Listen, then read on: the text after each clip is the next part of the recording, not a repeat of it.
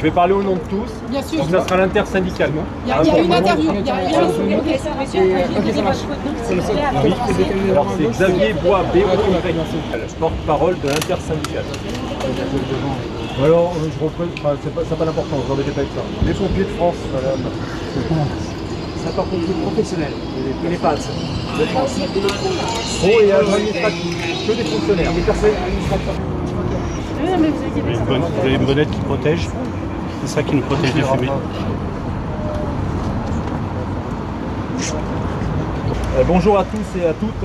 Merci d'avoir fait le déplacement et d'être à la sortie de ce ministère de l'Intérieur. Donc nous avons été reçus par le ministre de l'Intérieur, à qui nous avons présenté avec gravité la situation préoccupante qui touche et qui frappe la sécurité civile actuellement.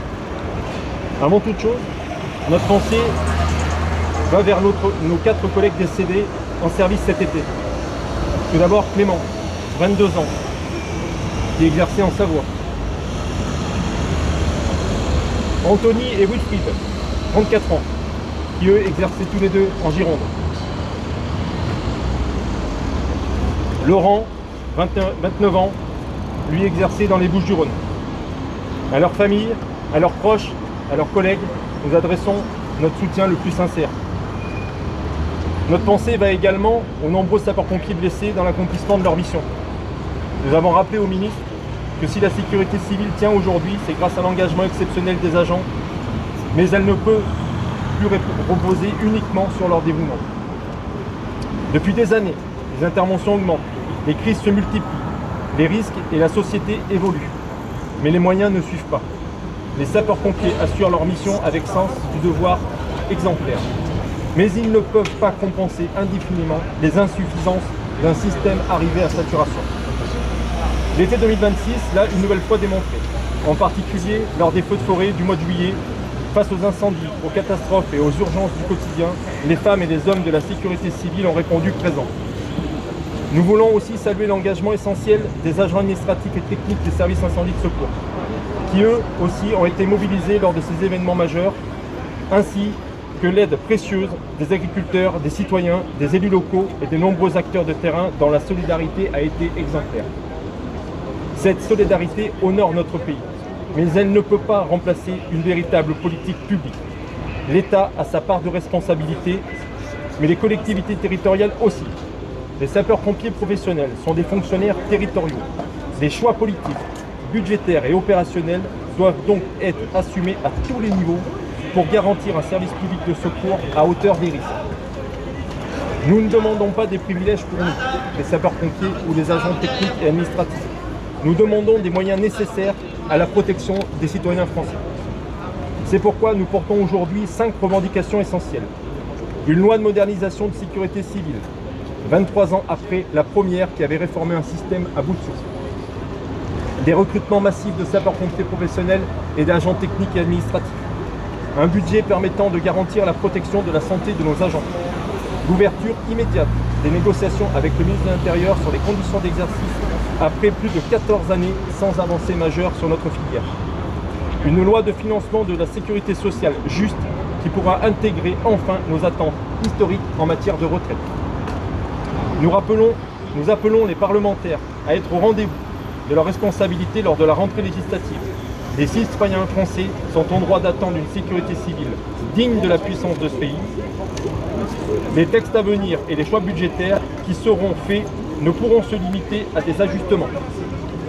Ils devront traduire une véritable ambition politique à la hauteur des risques auxquels la France est confrontée aujourd'hui et le sera demain. Les sapeurs-pompiers montrent une gouvernance exemplaire à la hauteur de leur engagement du service qu'ils rendent chaque jour à la population.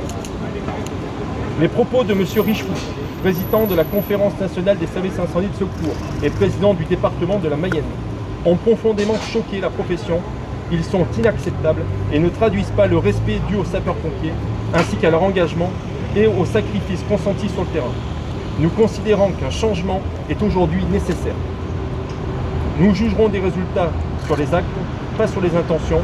Le temps des constats est passé, le temps des décisions doit commencer.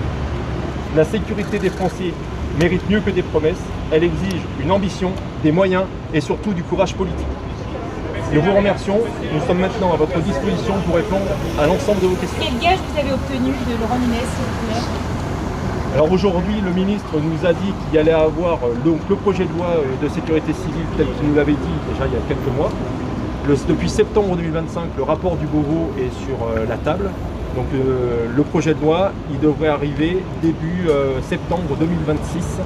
Nous aurons une consultation des 3 premiers titres. Un 4e titre de la loi est prévu fin septembre. Est-ce que vous en êtes satisfait? On verra ce qu'il y a dans les projets de loi. Pour le moment, on sait juste qu'il y a 3 titres qui ont été écrits. On ne sait pas ce qu'il y a dedans.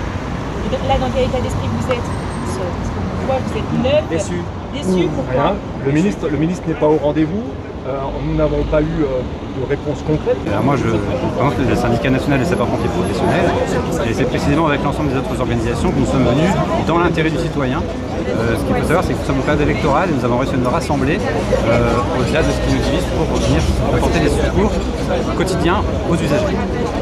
Concrètement, ça veut dire quoi? Ça veut dire qu'on est en difficulté pour assurer nos missions tant au quotidien sur le secours d'urgence aux personnes, sur les incendies, que sur les missions exceptionnelles, les feux de forêt, les inondations, les tempêtes. Et depuis des années, on alerte sur ce haut niveau de sollicitation qui fait qu'on n'est plus en capacité d'une part de délivrer des secours dans des temps corrects pour la victime et d'un niveau de qualité qu'on constate, qu'on déplore, qui baisse progressivement. On n'a plus le temps de faire des formations, on n'a plus le temps on n'a plus la capacité d'armer des engins avec le nombre suffisant de personnel ou les compétences suffisantes, ce qui fait que parfois on engage des pompiers qui n'ont pas les qualifications sur des feux, ou parfois même des mineurs sur intervention, juste pour combler l'engin. Ça, nous, on ne le tolère plus. On ne le tolère plus parce que c'est d'une part inacceptable sur le plan éthique, et puis d'autre part parce que les citoyens en France, en population, ont le droit d'attendre des secours de qualité, dans des temps suffisants, avec du matériel adapté. Nous sommes en France et on réclame sur des secours de haute qualité. Notre déplacement, il n'est pas ici dans un intérêt, je dirais, corporatiste individuel. On ne défend pas des avantages professionnels. Ce qu'on réclame, ce sont des moyens pour travailler au service de la population. L'importance justement des moyens physiques, du matériel, mais aussi des moyens financiers afin de permettre d'avoir plus de personnel sur le terrain. Vous, sur les territoires, qu'est-ce que vous découvrez chaque jour où vous travaillez?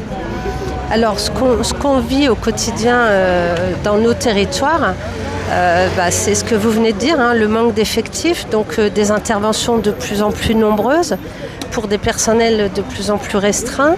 Des interventions de plus en plus lointaines également, parce que le manque de sapeurs-pompiers fait que dans certaines casernes qui sont tenues par des volontaires, il n'y a plus les effectifs, les ressources nécessaires dans ces casernes-là. Donc les pros qui sont dans d'autres casernes doivent intervenir dans des secteurs de plus en plus lointains. Donc un risque également pour la population qui est évident, hein, parce que quand on met 30-40 minutes pour intervenir sur un incendie, c'est quand même plus embêtant que si on met 10 ou 15 minutes. Donc voilà, au quotidien, c'est ce qu'on vit tous les jours. Voilà.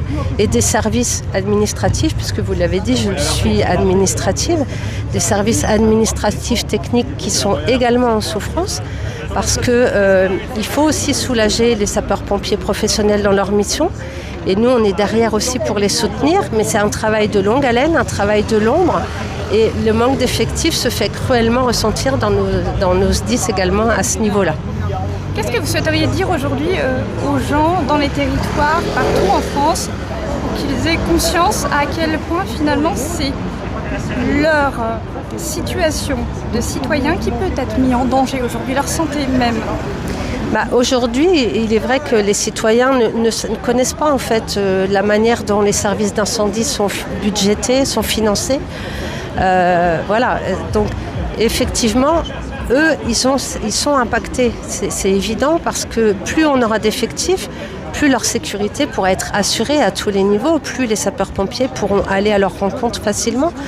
Et le message aussi qu'on pourrait faire passer aux citoyens, s'il y en a un aujourd'hui, et j'en profite au nom de mes collègues, c'est peut-être aussi d'éviter parfois d'appeler les secours dans les territoires qui sont un peu paupérisés au niveau médical, parce que la désertification médicale, c'est aussi terrible dans certains territoires.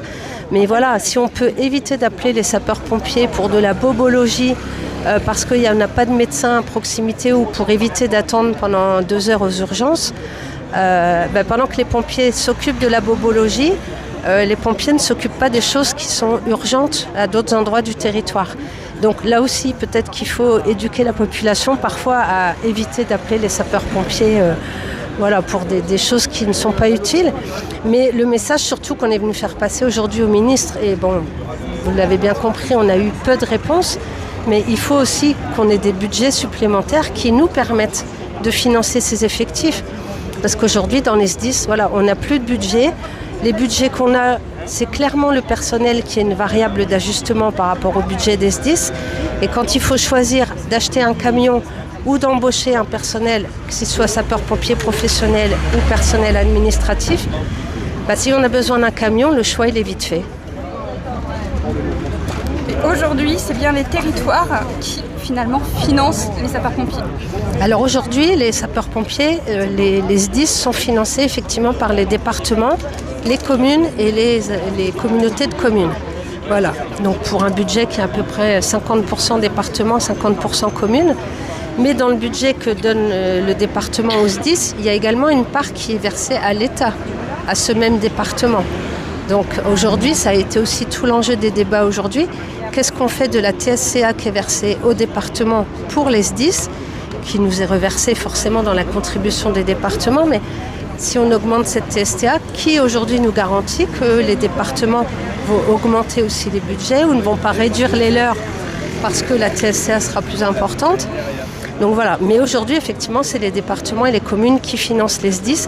C'est toute la problématique, c'est que les chances sont inégales par rapport aux SDIS en fait, entre un département qui est riche et un département qui est pauvre. Alors des départements riches, il n'y en a plus beaucoup aujourd'hui parce que tous les départements connaissent des difficultés, mais voilà, il y a beaucoup d'inéquité dans les SDIS à cause aussi de ce financement qui amène inévitablement des inégalités dans les chances. Oui, c'est ce qu'on disait, il y a une inflation, en même temps l'État remet un peu plus d'argent sur la table, mais vous n'êtes pas sûr que ce sera remis aux SDIS. Alors on espère, et c'est ce que je vous dis, ça a été tout l'enjeu du débat. Alors quand l'État gère le budget de la sécurité civile et qu'il remet de l'argent, lui il sait ce qu'il en fait, il sait ce qu'il achète avec.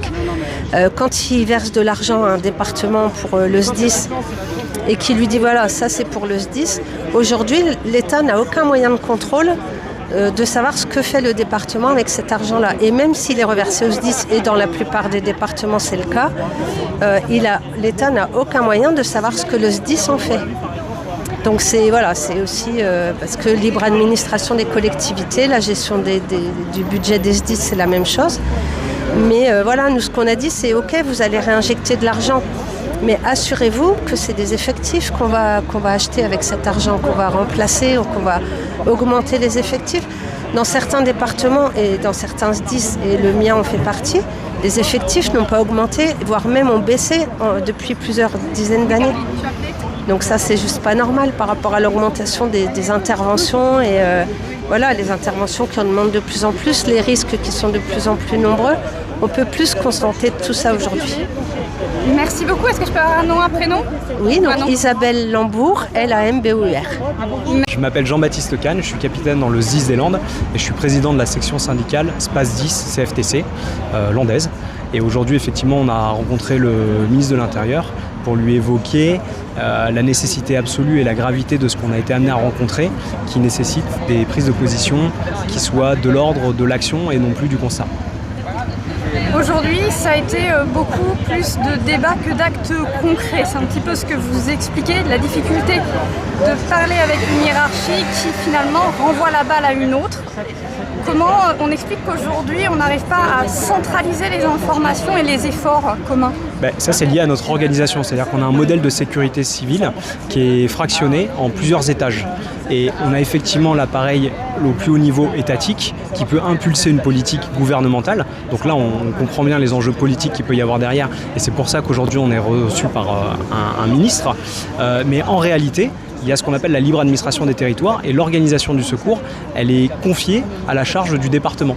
Donc en fait, ce sont les départements qui pilotent leur politique interne de distribution du secours.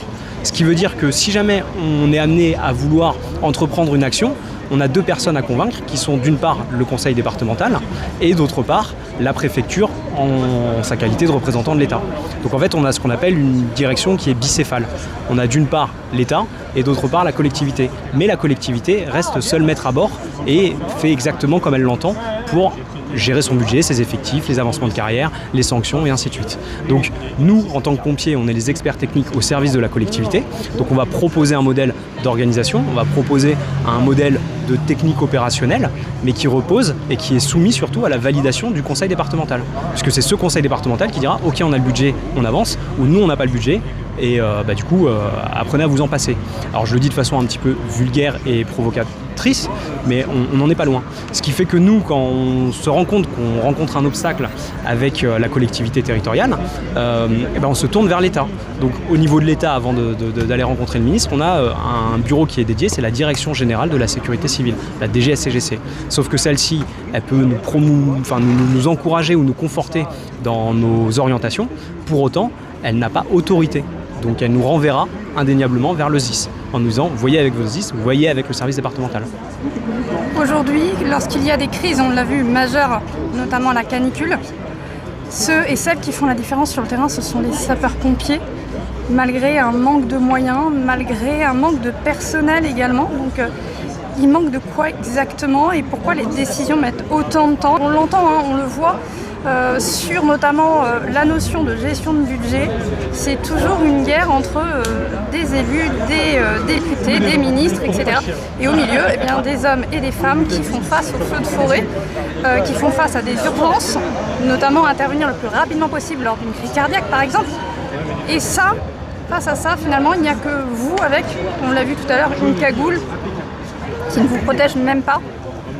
Alors, il n'y a que nous parce que pour l'instant, cette compétence, elle est dédiée aux pompiers. Il y a quand même une technicité derrière, donc on ne s'improvise pas médecin, on ne s'improvise pas plombier, on fait ce qu'on nous a formé à faire.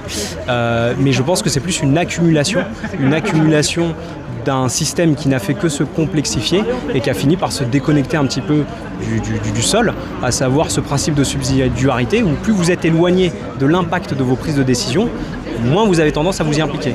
Donc la différence, c'est que nous, on est dedans, donc on les voit. Et on voit très vite les boucles de décision qui durent trop longtemps ou qui ressemblent à la maison des fous chez Astérix Obélix, parce qu'il faut des allers-retours incessants pour engager une action qui se veut urgente. Et en fait, le paradoxe et la dissonance, elle est d'autant plus inconfortable à entendre que nous, on est amené à traiter de l'urgence. Donc on sait analyser une situation assez rapidement et prendre la décision qui sera a priori la meilleure ou la moins mauvaise, et surtout qui aura une action efficace. Donc nous, on mesure l'efficacité au quotidien dans nos gestes. Et là, en fait, on est confronté à un éternel constat qui ne fait que revenir sur des idées de manœuvre, mais qui peinent à être exécutées et à être appliquées. Donc en fait, tant qu'on n'aura pas trouvé le bon trait d'union entre l'intention, la volonté politique et l'action, qui peut se traduire par du courage politique à un moment donné, parce que choisir c'est aussi renoncer, on sera soumis à ces situations un peu absurdes qu'on ne pourra que déplorer et subir. Je suis David Saquet, je suis le président national de l'UNSA Sapeurs-Pompiers. Merci de nous accorder ces quelques minutes. Vous sortez de la place Beauvau, vous avez échangé notamment avec le ministre de l'Intérieur sur le sort de la sécurité civile et des sapeurs-pompiers sur les territoires. Les territoires dépendent aussi des départements. Donc, même si le ministre alloue une certaine somme, à l'heure actuelle, vous n'avez aucune garantie que ces sommes allouées et qui sont destinées aux sapeurs-pompiers soient directement reversées aux sapeurs-pompiers à l'heure actuelle. Oui, c'est ça en fait. On a donc cette TSCA, cette fameuse TSCA, qui doit être, donc qui vient de l'État, qui est reversée au département et qui doit être reversée aux services départementaux d'incendie de secours. Donc il y a un petit jeu de dupes en fait sur ce fléchage de la TSCA et nous on demande de la transparence. Nous ce qu'on souhaite, c'est que l'État verse directement au SDIS, aux services départementaux d'incendie de secours. Ça ne passe plus par le département. Comme ça on a l'entièreté de cette taxe et il faut à tout prix revoir l'assiette de la TSCA. Ça date de 2005, 20 ans sont passés et ce n'est pas suffisant aujourd'hui. Donc il va falloir que l'État trouve d'autres financements. Les collectivités sont exemptes, elles sont à l'os, elles n'en peuvent plus, d'accord ? Tout le monde le dit, c'est pas un syndicaliste qui va l'apprendre. Il faut que l'État prenne ses responsabilités, il faut que les politiques, tous les politiques qui vont produire, qui vont travailler, qui vont voter, prennent leur courage politique pour renforcer le budget des SDIS. Le budget des SDIS. Alors on l'entend justement, cette volonté politique. Finalement, est-ce qu'aujourd'hui on n'a pas la sensation que certains élus seraient déconnectés par leur vote systématique d'opposition ou tout simplement sans décision précise bloquent finalement l'avancée. Parce que le Beauvau de la sécurité civile, c'était l'année dernière. Rien ne s'est passé, absolument rien ne s'est passé depuis l'année dernière. Alors, moi je vais vous répondre clairement. Je ne fais pas de politique. Donc je ne vais pas répondre précisément à votre question, mais je vais vous répondre autrement. D'accord ? En 2022, je vais prendre un événement qui fait date, les méga-feux de Landiras. Constat partagé, besoin identifié, annonce faite, même par le président. Rien n'a bougé. D'accord ? 4 ans déjà. 4 ans. Le Beauvau de la sécurité civile, il est sorti en septembre 2025. Ils n'ont fait que gagner du temps, j'appelle ça un leurre. Ça fait 1 an, tout est dit dedans, mais on savait déjà tout ça. Tout le monde le savait. Il n'y a rien de neuf, il n'y a rien de nouveau. Nous, ce qu'on demande aujourd'hui, on ne fait pas de politique. Mais qui prennent leur courage à deux mains, là, tous nos politiques là, qui mettent les mains dans le cambouis, comme on dit, nous, les pompiers là, d'accord ? Quand on est sur les déblais là, où c'est difficile, où on s'intoxique, où on se rend malade, eh bien qu'ils le fassent pour leurs pompiers, pour leur population, pour leurs votants. Qu'ils le fassent, qu'ils prennent leur courage politique. Il est temps. On a trop perdu de temps, ça fait 10 ans qu'on nous balade. Les sapeurs-pompiers professionnels et les personnels administratifs et techniques spécialisés sont là. Ils sont là. C'est un ras-le-bol généralisé. Ils n'en peuvent plus, on est baladés. Vous savez quoi, le monde pompier, on est sacrément patient. Vous savez pourquoi ? Parce que ça, on en avale des couleuvres. Hein. Mais on continue à faire le boulot. Et on continuera parce que nous, en face, à chaque fois qu'on est appelé, il y a une victime. Aujourd'hui, les sapeurs-pompiers, c'est leur santé qui est en danger, notamment lors des feux de forêt. On voyait une cagoule simple avec du tissu. Est-ce que ça peut protéger des feux de forêt ? Eh bien non, il y a différents rapports. Il y a des rapports de la CNRACL, des rapports de l'ANSES, récents, hein, qui le disent tous, unanimes. Il y a même des rapports canadiens, des États-Unis, européens, pays nordiques. On s'intoxique. La fumée nous intoxique. Donc les sapeurs-pompiers sont très mal protégés sur les feux de forêt. Donc je le redis à l'État, je l'ai dit sur plusieurs plateaux, plusieurs médias. Vous nous protégez mal et vous nous rendez malades et on ne vous remercie pas. Et on peut remercier aujourd'hui les femmes et les hommes qui ne lâchent rien malgré le peu de moyens. Ils le savent, ils continuent à être engagés sur le terrain parce qu'ils ont une conscience, un dévouement et un courage, d'accord ? On a payé très lourd tribut, je pense à mes 4 collègues décédés et tous les pompiers qui ont été blessés, les centaines d'intoxiqués, des gens qui sont passés aux caissons hyperbares. C'est pas normal. Il faut qu'aujourd'hui, on prenne en compte la santé des sapeurs-pompiers et des personnels administratifs, techniques et spécialisés qui sont essentiels dans nos missions. Sans eux, nous n'intervenons pas. Pourquoi on a eu ce rendez-vous ? Parce qu'on a convoqué une conférence de presse devant Beauvau à 14h, ça c'est la première étape. Et pour appuyer cette conférence de presse, on a déposé un préavis de grève dans lequel on demandait à être reçu par le ministre. Et c'est ce qui a généré ce rendez-vous avec le ministre, qui est sorti de ses vacances pour rencontrer les 9 organisations syndicales des SDIS, toutes réunies ensemble avec une ligne unitaire parce que ça va mal. Et donc c'est ça qui a généré ce rendez-vous qui a duré 1h45 pendant lequel nous avons pu faire part de nos revendications communes, principalement axées sur le financement des SDIS, sur des recrutements, sur la santé de la sécurité civile et la santé des agents qui œuvrent pour la sécurité civile, donc des pompiers et des personnels administratifs et techniques. Donc ça, il y a eu 25 minutes de propos liminaires, à l'issue duquel le ministre, on a pu échanger avec lui. Et concrètement, il n'y a rien de neuf. On n'a pas eu d'annoncé spectaculaire. On ne sait toujours pas vers quoi on s'oriente en termes de budget, d'évolution des budgets. On ne sait pas sur quoi on s'oriente en termes de recrutement, de nouvelles lois pour la sécurité civile. On est encore dans le flou. La seule annonce, on va dire, à peu près certaine qu'on a eue, c'est la présentation du projet de loi Beauvau de la sécurité civile ou modernisation de la sécurité civile qui nous sera présenté à nous OS le 9 septembre à 11h.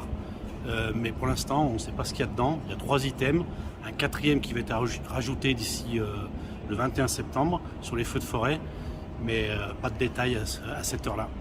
Cette entrevue s'est déroulée, comme vous le dites, de manière exceptionnelle. Le Beauvau de la sécurité civile, c'était l'an dernier. Pire. Ça date d'il y a 2 ans, le Beauvau, qu'on l'a démarré. On l'a démarré il y a plus de 2 ans.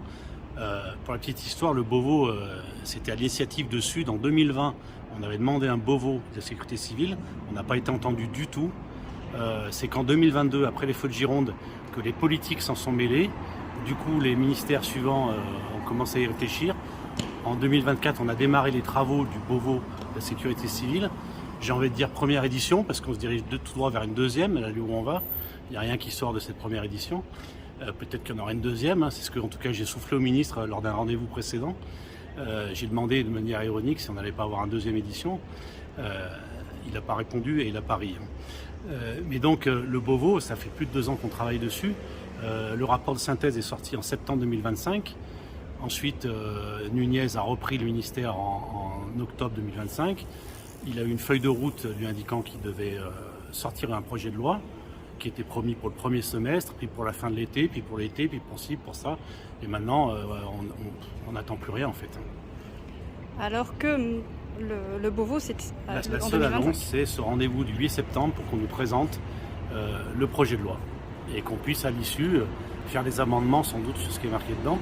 C'est la seule date qu'on a avec celle du 21 septembre qui marquera la fin de la mission parlementaire qui a été commandée par le Premier ministre Lecornu pour travailler sur les feux de forêt particulièrement. À propos des feux de forêt à l'heure actuelle, justement pour les personnes qui sont sur le terrain, pour les sapeurs-pompiers, qu'est-ce qui se passe? Il n'y aura rien de plus. On n'a pas eu d'annonce de mesures d'urgence, notamment concernant la santé. C'était un point fort de nos revendications. Protéger celles et ceux qui protègent les citoyens et les citoyennes. Et bien même sur ça, on n'a pas été entendu. On n'a pas besoin de grand-chose. On a besoin de protection respiratoire, des masques à cartouches par exemple, ou des boules filtrantes. Et bien même ça, le ministre n'a pas été en mesure de nous dire « Oui, j'accède à votre demande. Demain, les pompiers sur le terrain auront le matériel qui va les protéger. » Même ça, on l'a pas. Donc ça continue. Sur les feux qui vont se dérouler aujourd'hui, demain, après-demain, jusqu'à la fin de la saison, on aura toujours des pompiers qui vont intervenir avec un bout de tissu sur le nez. Un bout de tissu, on le rappelle, hein, qui ne protège pas du tout de toute cette projection. Donc aujourd'hui, c'est la santé même des sapeurs-pompiers qui est en jeu lorsqu'ils interviennent. Alors, on vous le disait, hein, vous êtes obligé de faire intervenir un maximum de monde, même si vous n'avez pas tant de personnel que ça. C'était un petit peu le débat tout à l'heure entre professionnels et volontaires, et il faut un petit peu plus de professionnels, peut-être pour soutenir justement les volontaires qui, eux, déjà ont en plus une activité professionnelle, et c'est pas forcément évident pour eux de poser des journées aussi longtemps. Quand on parle, nous, de protection de la santé, on parle bien de la santé de tous les sapeurs-pompiers, tous les intervenants, qu'ils soient professionnels et volontaires. On est certes des organisations syndicales qui défendent les intérêts des fonctionnaires, donc sapeurs-pompiers professionnels et personnel administratif et technique, mais on est avant tout les défendeurs d'un système complet qui comprend les pompiers volontaires. Et donc quand on parle de santé, on parle bien de la santé de nos collègues. La santé, la protection individuelle, elle impacte la sécurité collective. Si un pompier est défaillant, quel que soit son statut, il peut entraîner la défaillance de tout l'équipage et la défaillance de l'intervention. Donc on parle bien de la santé de tout le monde. Et aujourd'hui, effectivement, sur les feux, on a beaucoup de pompiers volontaires qui sont envoyés. Pour quelle raison? Parce que les pompiers volontaires viennent sur leur congé, c'est normal, c'est pas leur boulot. Mais il faut savoir que les pompiers professionnels qui souhaitent intervenir sur les feux de forêt doivent le faire sur un temps de repos ou sur leur congé. C'est la règle qui est appliquée dans les SDIS, parce que les SDIS refusent d'offrir du temps de travail aux départements voisins. Donc ils veulent bien que les professionnels aillent bosser pour les copains à côté, mais ils le font sur leur congé. Oui, là, je ne sais pas si vous saisissez. Là, il manque peut-être une forme de solidarité entre les territoires. C'est ça. Et les départements qui n'arrivent pas à envoyer des pompiers sur leur temps de travail, en fait, ce qu'ils nous répondent, ce qu'ils nous disent, c'est que nous, on n'a pas les moyens de prendre sur nos deniers ce volume-là opérationnel humain. Donc tant que l'État ne donnera pas des sous en plus pour qu'on puisse embaucher plus de pompiers, pour qu'on puisse compenser cette perte humaine, on n'enverra pas de pompiers sur leur temps de travail, des pompiers professionnels. Et ça, nous, c'est inentendable. On en a marre qu'ils se balancent la patate chaude. À un moment donné, il faut qu'il y ait des décisions prises. Nous, on veut faire notre boulot sur notre temps de travail, point final. Et qu'il y ait suffisamment de personnel sur le terrain, formé, et puis en capacité de gérer ces choses-là. La formation au feu de forêt, c'est une formation spécifique, feu d'espace naturel. Tous les sapeurs-pompiers ne l'ont pas, encore moins dans les départements où ils ne sont pas soumis aujourd'hui de manière récurrente au feu de forêt. Il y a eu un feu hier dans le Nord-Pas-de-Calais, hier soir. Les pompiers du Nord-Pas-de-Calais sont tout juste formés c'est tout juste le début, le prémisse de la formation feu de forêt.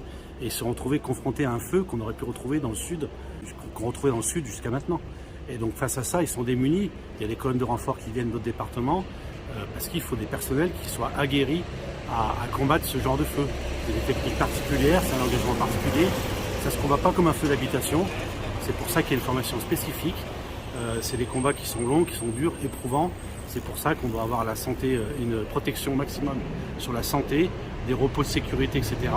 Et c'est pour ça que donc il faut un maximum de monde formé qui puisse être envoyé sur ces colonnes de manière à avoir des rotations régulières sur les personnels pour assurer la santé et la sécurité de tout le monde. Le défi climatique, nous, la réponse au défi climatique, ça fait longtemps qu'on en parle. On l'a vu arriver, ce changement climatique. Des feux de forêt plus importants, plus dispersés sur le territoire. On part du sud au nord maintenant, on n'est plus que dans le sud. Du sud au nord, il y a les feux d'espaces végétaux, des feux de forêt qui vont être de plus en plus virulents. Mais pas que ça. Les épisodes climatiques type inondation, tempête, neige, grêle, je ne sais quoi, il va y en avoir de plus en plus. Grosse chaleur, sécheresse, tous ces phénomènes qui, du coup, génèrent des interventions de plus en plus complexes, qui vont demander de plus en plus de moyens. Et ça, on n'y est pas préparé. Et quand je dis on n'y est pas préparé, c'est la sécurité civile. Les hommes et les femmes qui composent les rangs de la sécurité civile, eux, enfin nous, on le dit depuis longtemps qu'il y a quelque chose qui ne va pas, qu'on n'est pas prêt à affronter ça. On est en rupture capacitaire, pas depuis cette année, ça fait plusieurs années qu'on le dit, qu'on s'approche vraiment du bout du bout. Là on y est, là. On a dépassé cette rupture capacitaire, on n'est plus en capacité de répondre aux défis climatiques de demain, aux interventions que vont générer le réchauffement climatique. Alors j'entendais vos collègues qui disaient n'hésitez pas éventuellement à en parler à vos élus de proximité pour peut-être espérer faire changer les choses. Est-ce que justement c'est peut-être ce dialogue entre la population directement et les élus que peut-être se trouverait éventuellement une évolution? On ne fait pas de politique, nous au niveau syndical, on ne fait pas de politique, mais par contre on appelle effectivement les citoyens à se tourner vers les personnes qui sont plus à même de proposer une politique forte autour de l'environnement, parce que protéger l'environnement, c'est protéger les intervenants qui sont là pour secourir l'environnement, les biens et les personnes. Nous, on est là pour ça. Si on continue à aller sur le désastre écologique qu'on vit aujourd'hui, avec des forêts qui vont brûler de plus en plus fort, avec les populations qui vont devoir être déplacées parce qu'il y a un événement climatique important, c'est nous qui sommes en première ligne quand il faut secourir ces personnes-là, les accompagner. Et on a besoin vraiment d'une autre politique environnementale pour au final protéger la sécurité civile. Et effectivement, on le répète, les hommes et les femmes sur le terrain, eux, font face directement au feu, aux inondations, aux cas exceptionnels. Et même s'il y a des moments où ils doutent, ils continuent d'y aller malgré les risques, malgré le fait que cette profession n'est pas reconnue profession à risque. C'est ça, c'est notre ADN de faire ça. C'est dans notre ADN d'aller sauver les personnes et les biens. Le service public pompier, c'est le dernier service public qu'on envoie là où il n'y a plus personne. Le dernier. On va de partout parce que c'est notre ADN. Et ce qu'on dit aujourd'hui, c'est que on ne pourra pas tenir bien longtemps. Les personnels continuent à y aller parce qu'on a ça dans le sang. Nous, ce qu'on veut, c'est pouvoir éteindre le feu d'une maison. C'est un échec quand on n'arrive pas à éteindre le feu, quand on n'arrive pas à secourir les personnes, c'est un échec. Et cet échec, on ne veut plus qu'il soit associé à un manque de moyens de l'État. L'État doit nous mettre à disposition ce qu'il faut, l'État, les départements, les SDIS, doivent nous mettre à disposition ce qu'il faut pour qu'on puisse faire notre boulot correctement et répondre correctement à la détresse des gens, pour les sauver, les secourir, voilà, tous les jours, toute l'année, et pas que juste pendant les feux de forêt. Tout en sachant qu'à l'heure actuelle, les propositions, vous en faites tous les ans et vous avez évidemment toutes les analyses qui vous permettent de savoir ce qu'il faudrait faire aujourd'hui comme demain. Bah oui, enfin, il y a une question qui n'est pas dure à résoudre, hein.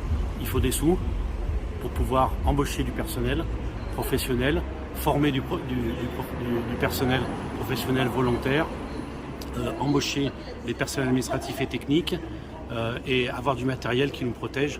Voilà, il faut des financements nouveaux et ça c'est aux parlementaires, aux élus et à l'État de les trouver. Nous on n'est pas là pour leur donner les solutions, on est là pour leur faire le constat et leur dire voilà de ce dont on a besoin. Merci beaucoup.